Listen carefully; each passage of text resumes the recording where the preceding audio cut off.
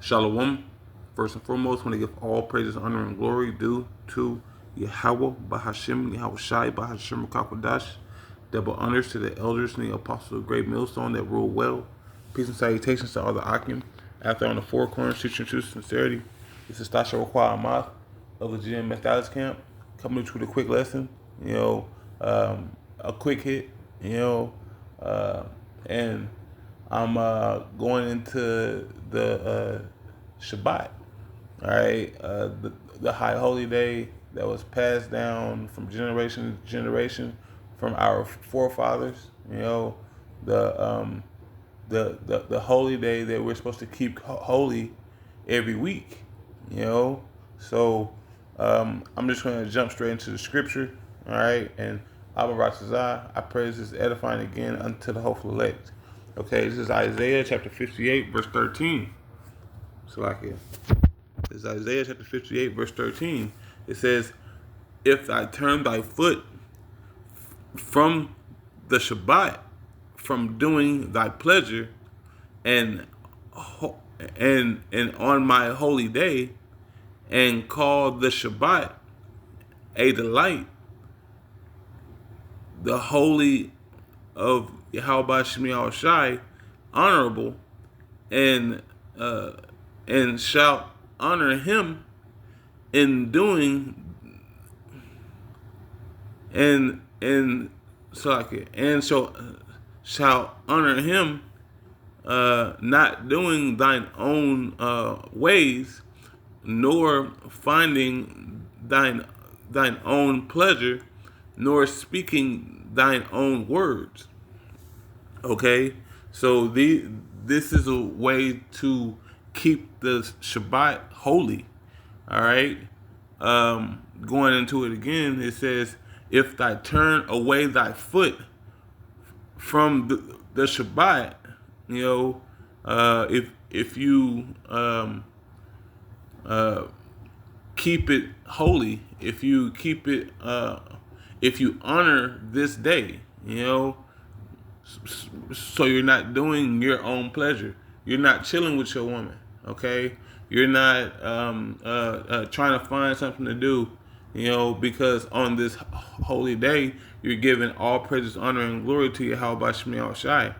It says, from doing thine pleasure on my holy day, so on the Shabbat, which the Shabbat is dictated by the new moon. No Friday sundown and Saturday sundown, because the Shabbat was never fixed.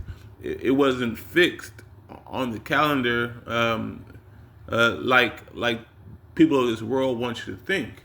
Okay, it moves with the moon, especially the new moon. Okay, so on that day, you're not going to be doing your own pleasure.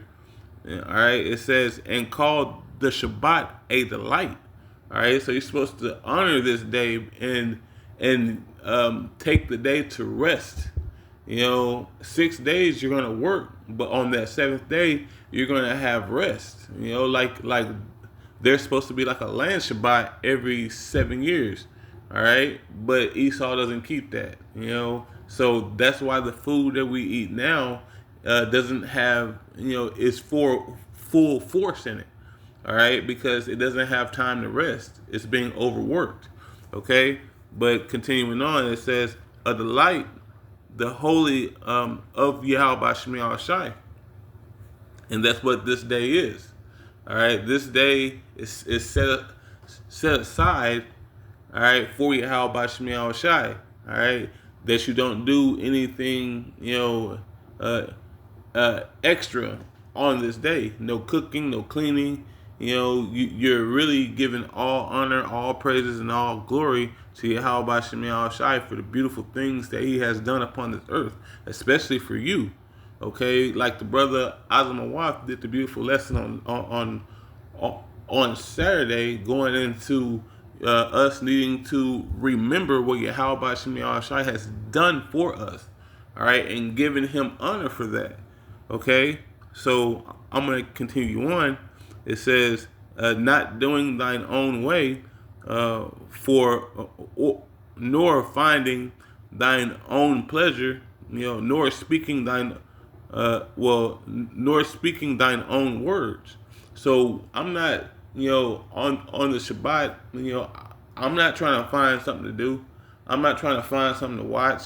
I'm 100% going through the Spirit and hoping to see what he says unto me. If not, I'm listening to videos. If not that, I'm reading. Or I'm doing a lesson myself to give honor and glory to Yahweh Shemi Shai.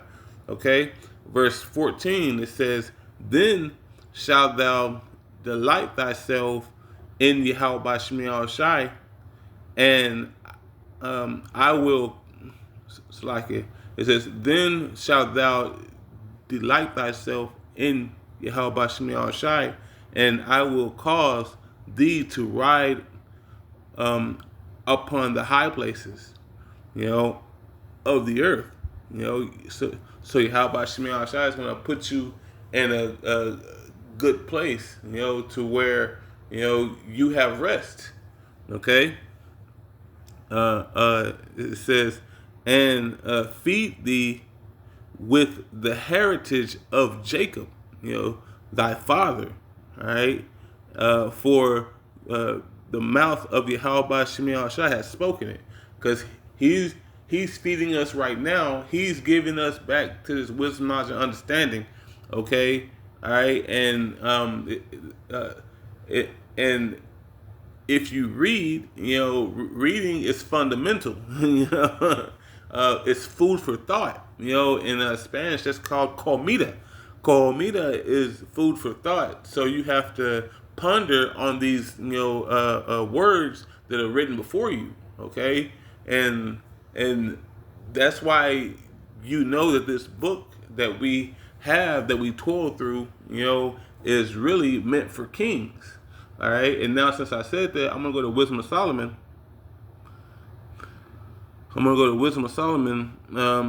Chapter 1, verse 1. I'm gonna start from the top. It says, "Love righteousness, ye that be judges of the earth." It says, "Think of Yahweh Shemi Shai with a good heart, and in simplicity of heart seek Him." All right, so it says, "Love righteousness, ye that be judges of the earth." All right, so a judge is someone that is duty bound. Okay, a judge is a ruler. A judge is a king. All right, a king dictates, how laws are set up, and how it runs smoothly. Like a more in-depth understanding of that is that Sirach chapter 10.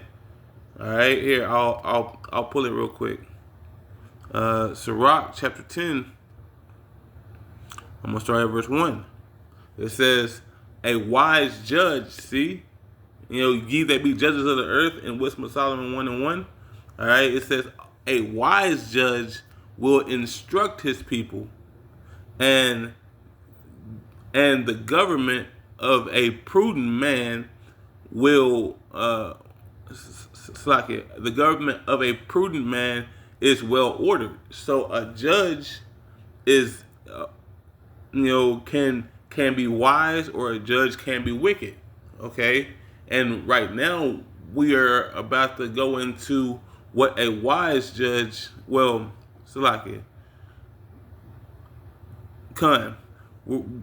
about to go into the setup of a system, and go through the wise judge, the wicked judge, and then the wise judge that come above afterwards. Okay, but the wise judge will instruct his people. Okay, he will tell them the proper way to go. Okay, and it says, "And the government of a prudent man is well ordered." So everything is going to be in its proper place. All right, Everything that the king does, so does the people.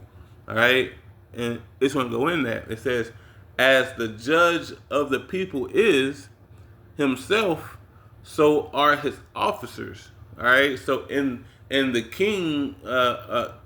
kingdom, all right. So as Yahweh by Shem Yahushai, which is the king over all Israel, all right, and as he is, so as the officers will be underneath them, setting everything up and making sure the system works properly. Okay, um, it says, and what manner of man the ruler of the city is, so are all they that dwell therein. So as the kingdom is set up in a proper order, with Yahweh, you know, Yahushai, King David, the 12, you know, the 144,000 and the elect, and that's the governing body of the nation of Israel. Okay, so and all those stem from what Yahweh and Yahweh Shai does. Okay, so all this is working in proper order. All right, um, I'll continue on. It says, "Such are all they that are that dwell therein." All right, because right now, because we have to see the duality of it. Because right now we see this set up on the left hand side through Esau Edom and everything that he has so called brought forth. All right, and it says in verse 3, it says, "An unwise king destroyeth his people, but through the prudence of them which are in authority, the city shall be inhabited." Okay, because an unwise judge is Esau Edom. All right, and he destroys the people. Look at what he's doing right now with the food. All right, with the water. All right, with the animals, with the air. All right, Esau Edom has basically put war against every piece of his kingdom. You know, but that's what Yahweh Shemiah Shai set him up to do, to show the nation of Israel what not to do. Okay, because our kingdom isn't going to be ruled like this. Our kingdom is going to be set up in righteousness. All right, which consists of your so-called blacks, Latinos, Native Americans of Negroid descent. All right.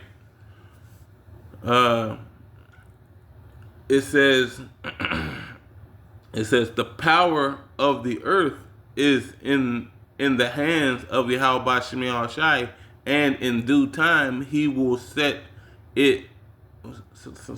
He will set over it one that is profitable. So he's going to set somebody up upon the earth that's going to rule in righteousness forever. All right, and we know who that is. That's Yahweh Shemiah Shai. All right, who is going to be the king over all Israel and all the heathen. Okay, but the Israelites are going to have these heathen in subjection. Okay, it's going to be the kingdom of a continual employment, because yes, we're going to have slaves in the kingdom. Yes, Esau Edom is going to be in chains, but so is Moab, so is Ammon, so is Ham. Every nation that has been against the nation of Israel is going into chains. All right, thus saith the Yahweh Shemiah Shai. Okay, and you can read about that in that Psalm chapter 2 verse 10. Because it's Yahweh Shemiah Shai's good pleasure. All right, to put all these kings and all these other countries in captivity, because look at what they have done towards his people. All right, Jake has been on the bottom this whole time. Okay, but so didn't want to go on a tirade on that, but I'll go back to that Wisdom of Solomon 1:1. It says, "Love righteousness, ye that be judges of the earth." It says, "Think of Yahweh Shemiah Shai with a good heart, heart, mind, and soul is your la'ab." Okay, All right. So with a good heart, and in simplicity of heart, seek Him. So you know, and whatever we do, we're supposed to be seeking out Yahweh Shemi Shai and in all His ways. That's why we keep His laws, statutes, and commandments to the best of our capability. All right. That's why we keep the Sabbath day holy, because that's that's a law.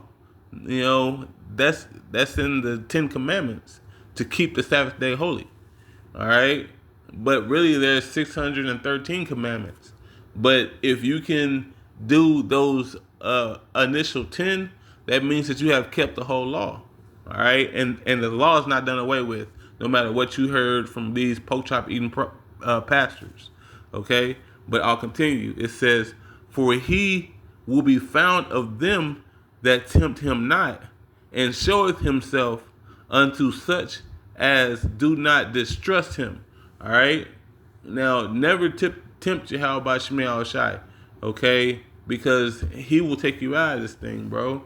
All right. And if he does, that means that you weren't part of the elect anyway. You know, you weren't part of the elect, because the elect is going to suffer for his name's sake. All right. Verse 3, it says, "For froward thoughts separate from Yahweh Shemi Shai and His power. When it is tried, reproveth the unwise." So if you try Yahweh Shemi Shai, He's going to annex. He's going to separate you, all right, from everybody else. Basically, He's going to be like a coach. Whenever there's a bathroom, Salakia, whenever there's a basketball game, He's going to sit you on a bench and separate you from the game and put somebody else in your place. Okay? Because it says here in verse 4, it says, "For into a malicious soul, wisdom, wisdom shall not enter." It says shall not enter. All right? Because a malicious soul is someone that is doing shit blatantly. He's just willful sinning. It says, "For a malicious soul, wisdom shall not enter, nor dwell in the body that is subject unto sin." Because Yahweh Shemi Shai doesn't want that. Yahweh Shemi Shai wants you to walk in righteousness. All right. But it's through Him that we get the glory. All right. That's why we keep the holy days, to the best of our capability. And I know some brothers might have to work on the Shabbat, but we're not sovereign. Okay. These are things that we must do, because it's a rehearsal on this side. Because in the kingdom, it's going to be mandatory on all flesh. Okay. I'm going to pull one more. This is Sirach, chapter 43, verse 30. Because we want to honor Yahweh Shemi Shai as much as we can. All right. It's Sirach, chapter 43, verse 30. It says, "When ye glorify Yahweh Shemi Shai, exalt Him as much as ye can. For even yet will He far exceed, and when ye exalt Him, put forth all your strength, and be not weary, for ye can never go far enough." So no matter what you do, no matter how you do it, whenever you're praising Yahweh Shemi Shai, whenever you're honoring the Shabbat and the Sabbath day, and you're trying to put aside everything in the world for that day to give honor, praises, and glory unto Yahweh Shemi Shai, you do it with all the vigor that you have, okay?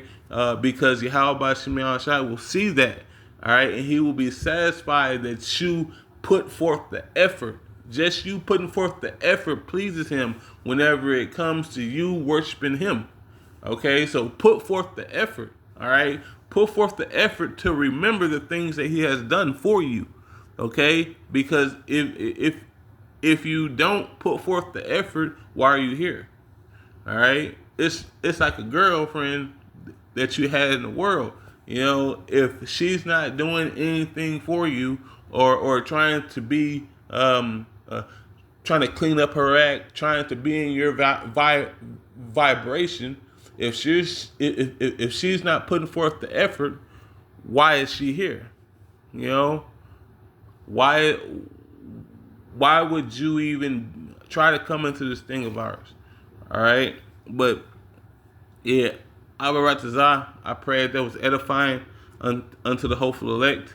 I want to give all praises, honor, and glory due to Yahweh, Bahashim, Yahweh Bahashim, Kakodash, the water for listening. Shalom and shalom.